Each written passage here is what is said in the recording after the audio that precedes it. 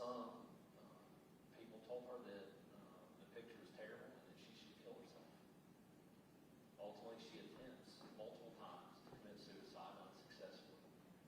And there's some intervention, and she seems to get back on the right track. And she makes this video, and I said, get with me, and I can share with you where you can find it. And she tells her story through flip cards. There's music playing, and she's telling you what happened, how she drank Clorox to try to harm herself, all the bad things that people said. She got beat up at school and basically left on the sidewalk. Ultimately, at the end of the video, it's terrible, but all of the things that are listed here happened to her, all of these things. And at some point, for whatever reason, she decided that she was going to try again. She was going to try suicide one more time after all this, even after people reached out to her. And ultimately, she was successful. And it's a really sad story. It's a good example of why we're here and what we're talking about, why it's so important, because that stuff is happening. What do we do if we catch our kids sexting, sending naked pictures that we don't think they ought to be sending or that are illegal? How do we handle that? Talk about consequences. This is what happens if you're doing inappropriate things on your phone. And please stick with whatever your consequence is. Obviously, talk to your kids about never sending these kind of messages or never forwarding a picture that they may see or that someone else may send them. Talk about the ways that images can spread, and we just talked about that, so you guys can share that about how things go. Ultimately, if you see that and someone that you believe, maybe an adult, is communicating with your child online, cybertipline.org sends it to the National Center for Missing and Exploited Kids. They take a look at it and try to find information as to where it came from, and ultimately get in contact with someone on that ICAC task force that I'm a member of in that local area. So I've had cases as far away that Interpol had worked, where there were arrests made in other countries. I've had cases where people have been arrested all the way across the country, and those came from tip lines or from information that we got from pictures. Okay, so we'll change up just a little bit and talk about hiding things now. So we're talking about how we should address it, that we shouldn't do it. All of if you guys can see the icons on there, every one of these are calculators. If you push the button, they all add and subtract, multiply and divide, just like a regular calculator. Some of them look just like the regular calculator app on a phone. But every one of these calculators hide things inside them. It's one example. There's a lot more besides the calculators. Calculators are popular ones. There's an app called Hide It Pro. There's an app called Keep Safe. There's all kinds of things. There's media players that looks like you can play music, and if you hit play, whatever song they were playing last is going to play on it. The volume works, but if you hit it in the right spot, it'll ask you for a password. You put the password in, and it will unlock a secret hidden folder that's inside there. This is part of being a parent when we're looking at screens. Obviously, if your kid is having a conversation by text message or a chat, they're going to probably erase what they don't want us as their parents to see. We have to do our part and make sure that we're looking for other things. I once said that kids are sneaky by design, and I think that's true. From a very small age, kids draw on the walls with markers. They don't want you to know it, so they do it behind the door, right? They don't come in the living room where you're sitting and draw on the wall usually.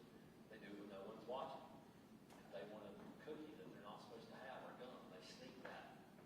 So from an early age, kids are often, or just kind of naturally, I guess, sneaky. As kids get older, clearly that is a potential. We need to be aware that that's there. Take a look at those. Parents, get your kids' phones. Put your hands on them. You pay the cell phone bill, still your phone. Take a look at that phone, see what's there. Push the buttons. Obviously, you need to have a conversation with your kid about what you're looking for, right? Do kids have an expectation of privacy? Certainly think they do to an extent, but as their parent, you have a right to be their parent. So please take a look for these things. There are some filter and monitors that will only allow kids to download certain things. My personal opinions, they generally don't work very well. If you guys have Netflix or you have Amazon Prime or any of those streaming services, you can go in your kid's profile and you can set a rating if it's above PG or above PG-13.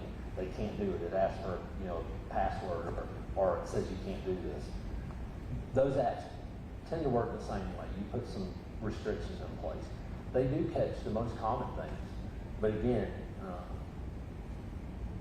kids are sneaky by design, right? So there are ways around those. Take a look. Phones have built-in security features and iPads and tablets. Do some research on your own. If you think that you have a problem there and you're at a loss and don't know what to do, come talk to us. That's what we're here for. I would rather talk to you guys before there's a problem or when you first identify the problem than I would for it to go on and become an even bigger problem. We switch gears from phones, internet, sexting. We'll stay in that same world, but now we're going to talk about things I think that we see a lot, particularly with older generations, not so much the kids, and this is the scam world. We're seeing a lot of them. If you guys have our app or other apps, Sheriff's Office, other law enforcement agencies, read the news, just about every day lately you will see some new scam that's out there, something that's going on. There's four kind of primary ones that we see. One of them involves Social Security.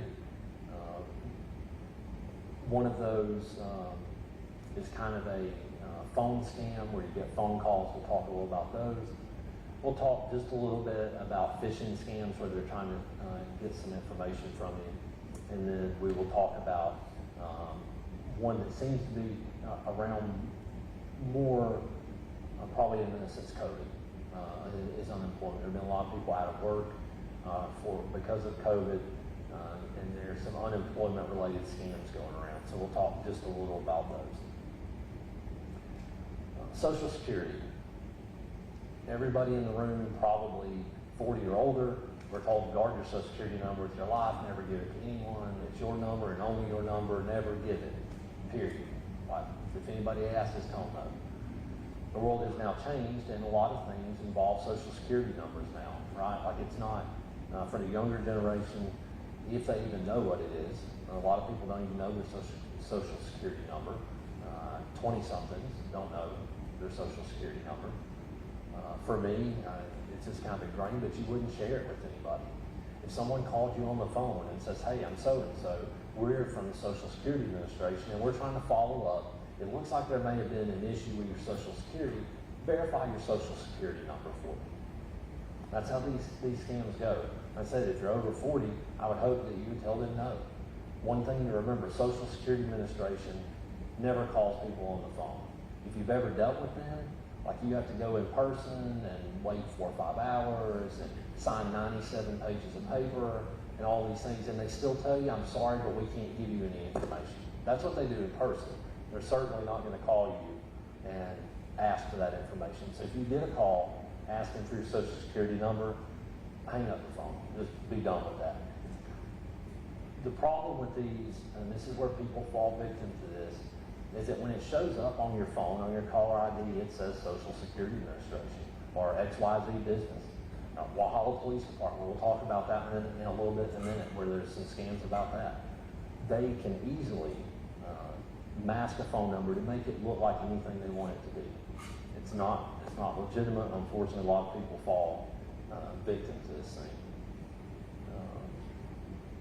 I know confirm the last 4 digits. That has probably also, for most accounts, that's how a lot of places for a while are confirming your account. What's the last 4 of your social? I'm sure if I called the bank and asked about my mortgage, they're probably going to ask that question, right? The difference is, though, is that I have called here, I've initiated this call to whoever. If they're calling you and asking for that, again, same as with the whole social, no, not interested. Just don't do that. In the case I told you about before with the Facebook situation with the neighbor. The common denominator with all these, almost all these scams, they're looking for money, they're looking for quick money, and in today's world, the easiest way for them to get that money is for you to go and buy a prepaid gift card, debit card, green dot card, and you provide them with a number. I believe one day last week, one of our guys took a report where they wanted, they're on the phone getting this information, and they tell the lady or man, I want to stay on the phone with you while you go. Had they went, they would have went and done this, and we saw these. They actually go, buy the card, and immediately give them the card number and the PIN number off the back of it. And before they realize what's happened, that money is gone. So by the time they make it to us, and they put $4,000 on a prepaid card, that money is gone. We're not getting the money back. It says it's in Chicago. It's really not. It's in Jamaica. We're not ever going to find them. The only hope there of recovering that money is that the bank potentially would, in some cases, they give money back to folks. Obviously, then the bank is without their money. So we'll see that same money card over and over. I never heard of this maybe 5-6 years ago. I'm on the phone with a lady, and she is crying on the phone, saying that she just got a phone call from the DEA. They were just down the street from her house, and they were about to arrest her unless she paid them X number of dollars because she had ordered drugs online. She says, I don't even use drugs. I'm like, so if you don't use drugs, why then would there be a warrant for your arrest? She said, well, there shouldn't be, but I buy vitamins online. Those are drugs. That must be what it is. She says, is this legitimate? No. For any of the police officers in the room, we occasionally, I won't say that we don't ever talk to someone on the phone about having an arrest warrant, but we generally do not call folks and tell them, hey, we have an arrest warrant for you. Give us $500 or we're going to come pick you up. Like, I wish our job was that easy. Come pay your fines or we'll come get you, and everybody would just do it. It'd make a great day, but it doesn't work that way. The DEA, the FBI, regardless of what it is, law enforcement agencies are number one. We're not calling you to ask you to go buy a green dot card or a prepaid debit card. We're not going to call and threaten to come arrest you if you don't pay us. That doesn't work. If you get those calls or know someone that did, be mindful that's not real. Again, their goal is to get money. They want you to pay the $500 fine. The call may come from, or what looks like the DEA, the police department. It may come from the court, because that's generally where you would pay fines. People fall into these traps. At some point, maybe they think they had a speeding ticket, and now they're having to pay up on that. Or like this lady that I talked to, she bought vitamins online. To her, that's drugs. Closest thing to drugs she's ever done was vitamins. She thought that she should pay the money. She just wanted to check first. Thankfully, she called, and we saved that. It saved her from that, losing that money. But a lot of times, by the time the things are reported to us, that money is already gone. And we're not going to get that back. I've gotten, I don't think you guys can read on the left-hand side. Essentially what this is a notification. It looks like it came from, I think it was Netflix. It's kind of how it's set up. And it says there's an issue with your subscription. There's an issue with your payment. There's an issue with whatever it may be. Click here. That's great. The bad part about this one is that sometimes Netflix may send you a legitimate email telling you that there is a problem with your account. But before you click the little blue link that says click here to restart your membership or to log in to your membership or into your Netflix and you don't even have Netflix, be careful what you're clicking on. Once you click there, they may gain some access from what comes next. The damage usually in these is not done off clicking that link necessarily. It's what comes after that is where they start to get in and get information. Sometimes there's an invoice, a link to make a payment. We all know or should know by now, for the adults in the room, very few things are free and very few people give away free money. If it says on there that you get some refund or there's $500, click here, be mindful that that is probably not what it looks like it is. coupons for free things, depending upon what that is, unless you get Harbor Freight coupons once a week or something like that. Probably not legitimate. Be careful. So, we talked fast tonight, it looks like. All the information that the chief and I have used in our PowerPoint, we want to give them credit for that. And we would like to take some questions. If you guys have any, particularly starting out, if you have some general questions, we'd be glad to talk about those too.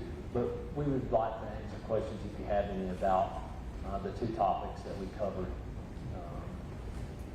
regarding cell phones, internet safety, scams. Does anybody have any questions or thoughts, anything they'd like to talk to us about while we're here?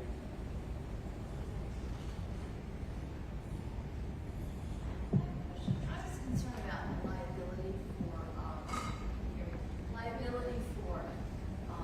if you're email. I think my email was hacked. Okay. And I always thought, I never looked at these websites, all in here, that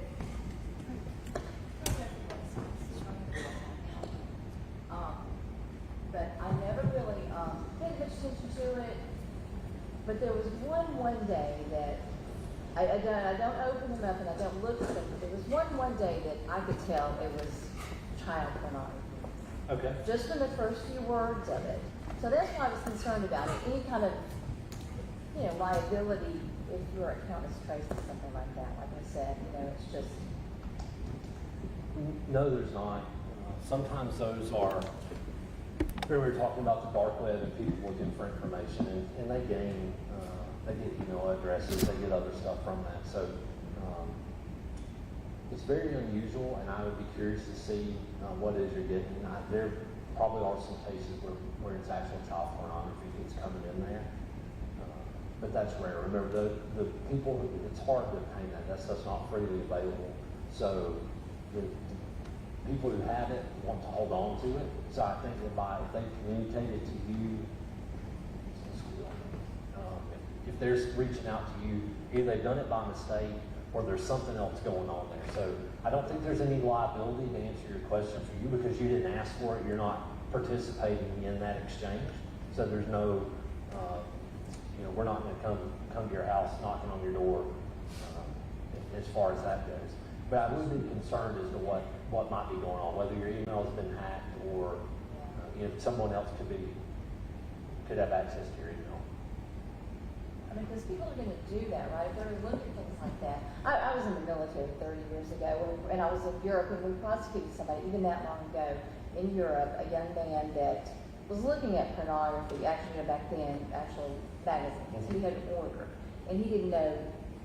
His defense, when he was 18 years old, he didn't know that it was illegal just to look at things like that. When he was in Europe, and I think he thought he could hide that. But now all this is exploded with this. But, that's what I was concerned about. I used to check in and see if my email's been hacked. But, if this type of thing is investigated, then they're going to start looking at everybody's email that's associated with that type of thing. Yeah, and that does come up. So in one of those investigations, you start looking at the associates of. And it's pretty quick to see that one thing was sent to your email, but nothing ever came back. You didn't reach back out, nothing there. So that one is going to be put off to the side. That's looked at it a little bit differently than if you were having a conversation back and forth. Certainly that draws more attention to that. But I would tell you to start, first of all, whatever your password is, if you suspect that your email's been hacked, go in and change that password and make it something super strong. Everybody at some point is guilty of probably using some strange combination of your name or your address or your kid's or dog's name with your birthday for a password. That's a terrible idea. They're real easy to figure out. And there are programs out there that are kind of password breakers. It takes that information from the dark web and knows that's your email, here's your name, here's your street address, here's your date of birth, here's your phone number. You have a 2015 Toyota Camry. It gets all this information compiled together, and it starts looking through that and trying to find combinations of things that you might have used for a password. If someone is using your email, hacked into that to send and receive emails using your name, by changing the password, that should initially shut that down.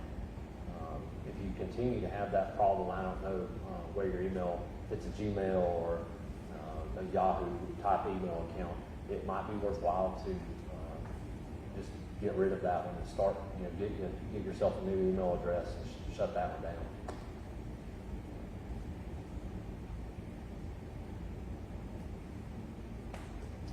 Anybody else? I just want to, Chief, or y'all want to plan on having another of these anytime soon or Anytime we can, future, or yeah, absolutely. Anytime we can have any sort of event where we're talking about important topics like this. These two topics were specific because we've seen an issue here locally, and this is one thing that we want to get in front of before we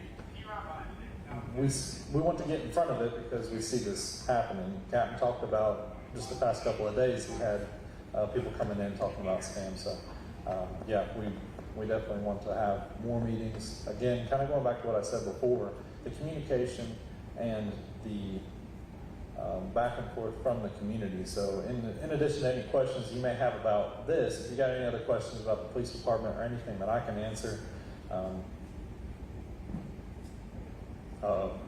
Mayor.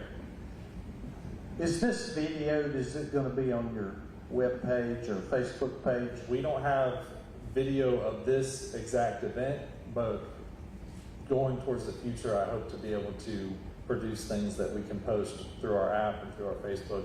That it's a lot easier because if we start to record in here, it kind of gets drowned out. But as time goes on, that is a goal for us to be able to do that. What about the slides, you had?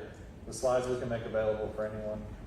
And if anyone does that's in here wants me to email it to you or anything, we'll definitely get that out to you. Yeah. It's good information, and it's definitely something that has been, it's evolved as we've seen this technology and everything. As fast as we can keep up with it, we update these slides and everything. So it's something that technology is ever changing, and us with law enforcement, we're trying to make sure we keep up with it as much as we can. Our technology is growing quickly too, but criminals they're getting more and more creative with how they do things. The calculator thing, I mean, who'd have thought that sort of stuff actually exists? These two topics, they're heavy. It's a lot to talk about. It's stuff that most of us don't even want to talk about, and don't even want to think that it is something that we have a risk that we need to address. So that is something that I want to make as much of information as I can available. So. I just have a question. The only way I knew about this program tonight was because Mark was getting ready for it. And I think it's a shame that there's not more people here. How do we find out? The way that we marketed this was through our app. We also had some ads that were run on WGOG and everything. Our app. Download the app, make sure that is the direct communication from us to anyone straight to your phone. Just like anybody can take our number and call you and they're a scam, they can't do this with this app. It's built in a way to make sure that it's authentic and from us. Someone can go out and make another Facebook page that's Walhalla Police Department. They do that often with your own personal account. They'll take your profile picture and make a new account. So definitely encourage anybody. We communicate mainly through the app, which it also does go out to other social media. And then we try to get as much out to the newspaper and the radio stations as we can. I would have loved to have this whole auditorium packed. This is important information and everything, so as time goes on, tell everyone what you heard today. And if they have any questions, definitely come by the police department and talk to myself or the captain. Again, like I said, he's an expert in what he's talking about. He knows this stuff. So, any other questions, comments, concerns? Anyone want? Go ahead. What's the appropriate action for that? It's hard to hear. Yeah, sorry, I heard the first part, I couldn't hear the end part. What's the appropriate action that girl should have taken? The bullying. So, not send that picture to start with would be the appropriate, obvious answer. Once that's happened, you almost can never take that back. I don't know, in this particular case with this young girl, there's not a lot of discussion about where her parents were, what the involvement was, or what her home life was like. Without knowing, I would like to think their parents were involved and were taking a look, and that something, clearly she didn't get the help that she needed as an end result. But that, from the social dilemma, for those of you who saw it, if you haven't and you decide to watch it, it's kind of eye-opening to like the suicide attempts and successful attempts. That intervention is the appropriate, I think, answer. In her case, like I said, I don't really know what went wrong there, but parent involvement, talk to them about it, and it doesn't necessarily mean that it's, overreact. Sometimes overreacting is as bad as not reacting. I found, and I noticed a few teachers in the room, I think it's very easy to shut your kids down, particularly teenage kids. If you approach it the wrong way, they immediately are like, you know what, all they're going to do is yell at me. They're not listening to anything you're going to say, just forget it. So you take their phone, and tomorrow they're going to have their friend bring them their phone from last week because they got a new one. They bring the next one. So I think it's very easy to miss the signs, which is why, and we covered it briefly, that as a parent, it's super important to approach it the right way. Make sure that you're taking some action if you see that, or if it's not even your own kid. And if you hear or see something about another kid, I think it's super important that you try to reach out to their parents, or reach out to the school, reach out to us, reach out to someone, because their own parents maybe missed it. Maybe it's hidden somewhere on the phone and the parents are unaware of it. But if we're doing a good job listening, a lot of times you overhear, and the same, at work when you're around other people, you hear things you wish you didn't hear or wish you didn't know about. And oftentimes, those things are discussed. And I imagine with this girl, her name is Amanda, I imagine in that particular case, the whole school basically saw this one picture that she sent. I would think that someone would have probably reached out to her. It's been several years ago. I think we're more aware probably now of that than it was at the time. But I think somebody probably missed something along the way. I think one thing to add too, it's very similar to kind of comparing it to handgun safety and firearm safety with our kids. Telling them don't do that and not giving them answers or teaching them the safe way to handle a weapon just makes that risk that much higher versus having the education in the first place, sitting down talking about it before we can ever get to that point. When they're age appropriate, being able to talk to them about this is what a weapon does, this is how you safely manage it and everything. Very similar concept, I would say. Talking about using social media, using their phones when they first get them. Getting in front of that solves that as much as we can. Good question. One of the, just kind of add another point I didn't really think about with the phones. Obviously, to take an inappropriate picture, you have to be somewhere with at least a little bit of privacy to do that. As parents with children, I think it's a good idea. This is just my own thought here, for what that's worth, is that particularly at bedtime, kids are going off in the room with their door closed. Generally, you're changing out from whatever clothes you wore for the day into something else. Those are very easy times for those pictures to be taken and be sent.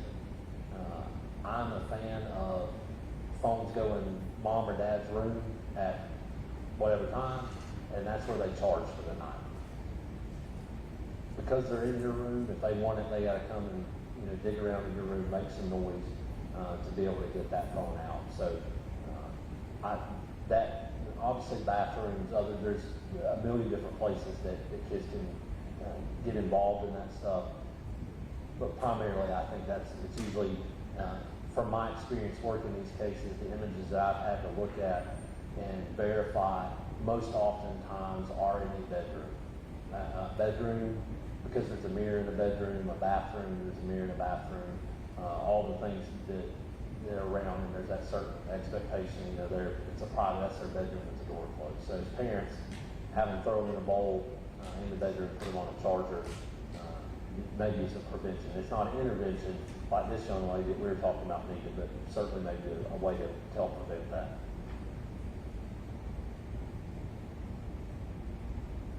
All right. Any other questions? We talked real fast, so we got plenty of time now. I'm not going to keep you till 8 o'clock, but if there aren't any other questions, or if they are, we can definitely hang out. Please come by the police department, talk with any of our officers, not just about this topic, but if you got any other concerns or anything that we can help with, that's what we're here for. We've got a great group, again, like I said, great group of officers that work for the Walhalla Police Department. Proud to be able to work with them. They do a great job. They're definitely people that you can go to if you need any help. So, or just want to talk to somebody because they're good at talking about stuff. Some of them more than others, because A lot of